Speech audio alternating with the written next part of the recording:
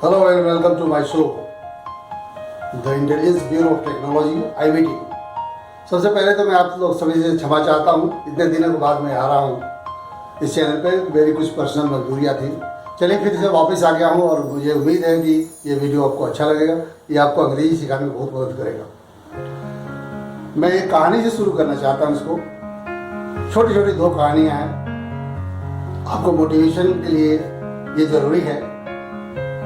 कहीं किसी गांव में एक मॉन्क रहता था, सन्यासी, और उसके बारे में चर्चा थी कि जब वो नाचता था तब बारिश होती थी।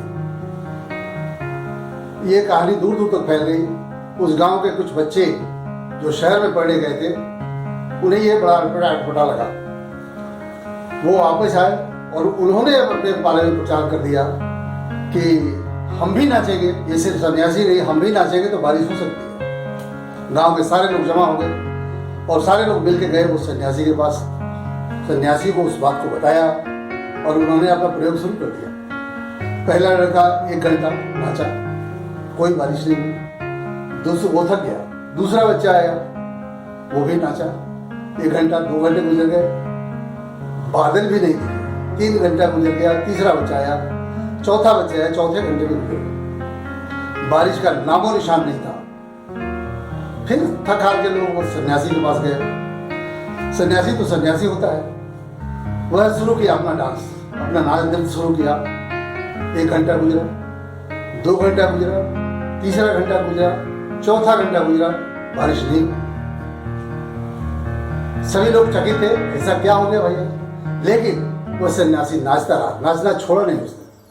और तब तक नाचता रहा, थोड़ी देर में चारों तरफ मेघ उमड़ पड़े और जोरदार बारिश होने लगी। लोगों ने पूछा इसका राज क्या है, बाबा इसका राज क्या है।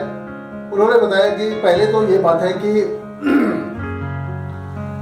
मुझे विश्वास है कि मैं जब नाचूंगा, फिर जब मैं नाचूंगा तब बारिश होगी। तो ये मेरे मन में आज भी विश्वास है। जब मैं नाचता था तब भी विश्वास था। और दूसरा, मैं तब तक नाचूंगा जब तक कि बारिश हो रही जाती। Determination is the biggest thing a person must have. फिर अपने में विश्वास बहुत जरूरी है। कैसे हम कितना देर काम करेंगे और तब तक करते रहेंगे जब तक ये हमें सफलता हासिल नहीं हो जाती। सफलता का यही राज है। There is no other option. पहले अपने आप में आप विश्वास करें। उसी तरह से ये अंग्रेजी सीखना हो, उर्दू सीखना हो, फ्रेंच सीखना हो, अरबी सीखना, वॉट एवर इट इज, आपको अपने पर पहले विश्वास होना चाहिए कि ये काम हम कर सकते हैं। हमने यहाँ लिखा है बोर्ड में, डिटर्मिनेशन, डेडिकेशन और डिवोशन। 3D फॉर्मूला है। ये हर जगह लगता है। चाहे सफलता किसी चीज़ की हो, चाहे कि आपके जॉब में हो, चाहे आपके लर्निंग में हो, वॉट एवर इट इज, कुछ भी हो सकता है। 3 चीज़ों को ध्यान रखिए, डिटर्मिनेशन, डिवोशन एंड डेडिकेशन। इसका कोई अल्टरनेट नहीं होता। हमारा जो पैटर्न है सीखने का, वेरी सिंपल इट इज। हमारा जो पैटर्न है सीखने का, हम इंडिया में रहते हैं तो हम पहले लोकल लैंग्वेज सीखते हैं, तो हम बिहारी लोग हैं। और बचपन से बच्चा जब पढ़ना शुरू करता है तो वो पहला वर्ड बोलता है मम। मम मतलब पानी। हम समझ जाते हैं पानी, उसका कोई अर्थ नहीं होता। मम का अर्थ पानी कतई नहीं होता। लेकिन सुनने वाला भी समझ जाता है, कहने वाला भी समझ जाता है कि मैं क्या मांगता हूँ और मुझे क्या मिल रहा है। तो हमारा जो पैटर्न है वो हिंदी टू इंग्लिश है। दिक्कत सारी यही आती है, हिंदी से अंग्रेजी कैसे ट्रांसलेट करें। उसके लिए एक फॉर्मूला है। हमारा जो हिंदी का फॉर्मूला है, पहले आता है सब्जेक्ट एस, फिर आता है ऑब्जेक्ट, फिर आता है वर्ब। राम आम खाता है, SOV। अब इसको हम जब अंग्रेजी पर चेंज करते हैं तो फॉर्मूला हमारा बदल जाता है SVO। सब्जेक्ट पहले आता है, वर्ब उसके बाद आता है, इसके बाद आता है ऑब्जेक्ट। एक बहुत दिक्कत और आती है, हमारा हेजिटेशन। हम लोगों के बारे में सोचते रहते हैं कि लोग हमारे बारे में क्या सोचेंगे, हम गलत हो जाएंगे। और पहले से ही महसूस होता रहता है हमें, जिस इंफीरियर फीलिंग के अंदर हम रहते हैं, हमें फीलिंग होता रहता है कि हमसे कभी या तो गलती हो चुकी है और नहीं तो हो जाएगी। इससे बाहर आना होगा। You have to overcome. Of this. हमें सीखना होगा हम जो कर रहे हैं अच्छा कर रहे हैं। कुछ गलतियां हम करते हैं तो कोई बात नहीं, हम इसलिए नहीं बोल पाते हैं अंग्रेजी, इसलिए नहीं बोल पाते हैं कि लोग क्या कहेंगे। तो कुछ गलतियां आप करना सीखो। मेक ए मिस्टेक वहाँ से शुरू करते हैं, मिस्टेक से शुरू करते हैं, कॉन्फिडेंस पैदा करते हैं। फिर आते हैं ग्रामर की तरफ, थोड़ा अगर बढ़े हम। सबसे पहले आता है हमारा बी। बी में 5 चीज़ें हैं जिसको हम एक्सिलरी के नाम से जानते हैं। यहाँ से शुरू करते हैं हम बी। ये ग्रामर का फर्स्ट स्टेज का टर्म है जिसमें आता है इज, एम, आर, वाज और वेयर। 5 चीजें हैं जिसको हम एक्सिलरी के नाम से भी जानते हैं, सहायक क्रिया जिसको कहते हैं। बी मतलब होता है होना। किसी चीज के बारे में अगर कहते हैं तो जैसे वह कलम है, यह आम है, तुम राम हो, वह श्याम है, वह सीता है, वह गीता है। सिंपल फॉर्मूला अपनाते हैं, सब्जेक्ट पहले लगाएंगे, वह आम है, दैट।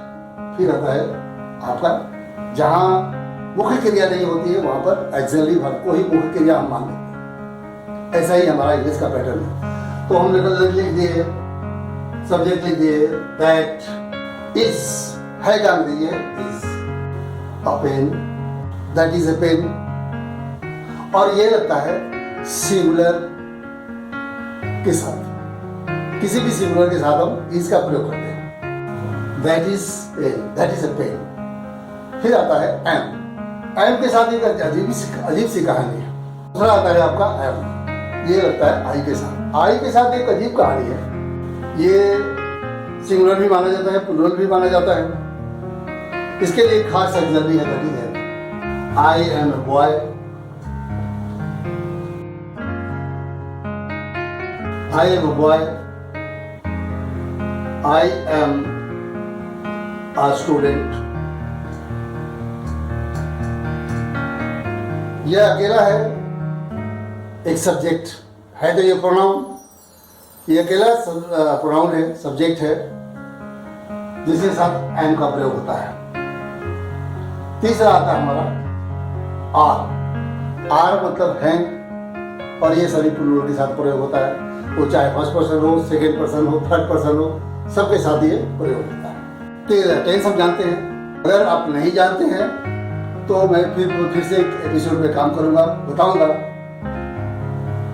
ये तीनों प्रेजेंट टेंस में आते हैं। टेंस के बारे में बात करेंगे अगले एपिसोड में। टेंस की पढ़ाई हम शुरू करेंगे। प्रेजेंट टेंस में is, M, are.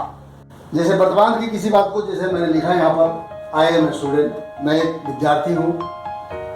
I M a boy, मैं एक लड़का हूँ। ये प्रेजेंट टेंस हुआ। फिर आता है हमारा वाज हो गया। हम बिहारी लोग वेयर कहते हैं, इसलिए इसका प्रोनाउंसिएशन वर होता है, लेकिन इसका प्रोनाउंसिएशन हम लोग वो अपनी भाषा में, लोकल रीजनल लैंग्वेज में वर कहते हैं। चलिए वापस आते हैं सब्जेक्ट पे। वाज का प्रयोग पास्ट टेंस में। वाज मतलब था। अगर इन चीजों को हम अपने टेंसेस का बदल दें तो ये वाज का मतलब था, इज का मतलब है, और वैसे ही हो गया वाज। तो अगर लिख रहे हैं कि मैं एक स्टूडेंट था, आई वॉज ए स्टूडेंट।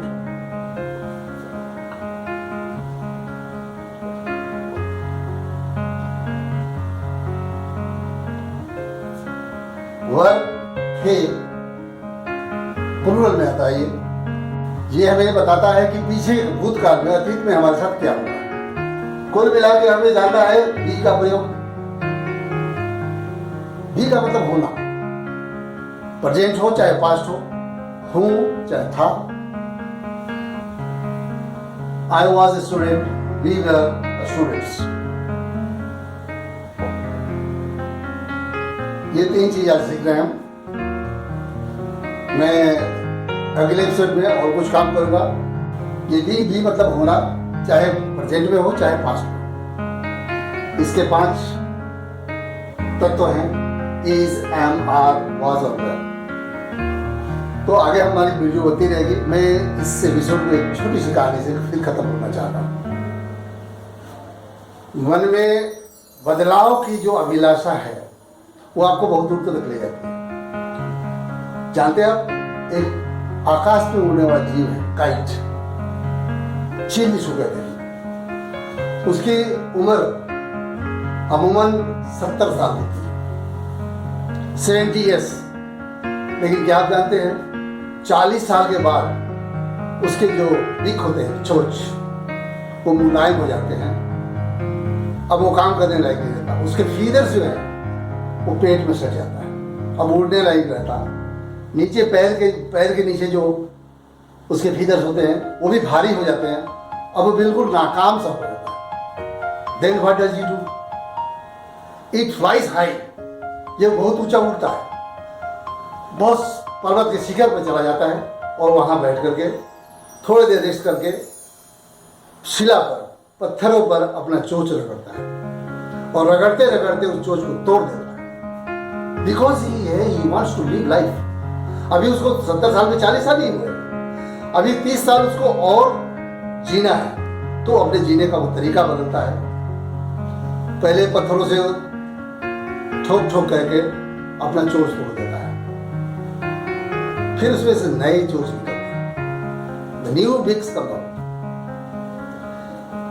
जब नए चोंच आ जाते हैं फिर वो क्या करता है कि अपने छाती में, पेट में, शरीर में सटे हुए पंखों को तोड़ देता है, नोच नोच के तोड़ देता है। उसके नाखून जो होते हैं मुड़ जाते हैं, चंगुल जो होते हैं जब क्लॉस वो मुड़ जाते हैं, उसको भी वो तोड़ देता है। फिर उसमें से भी नए आते हैं, नए क्लॉस पैदा होते हैं,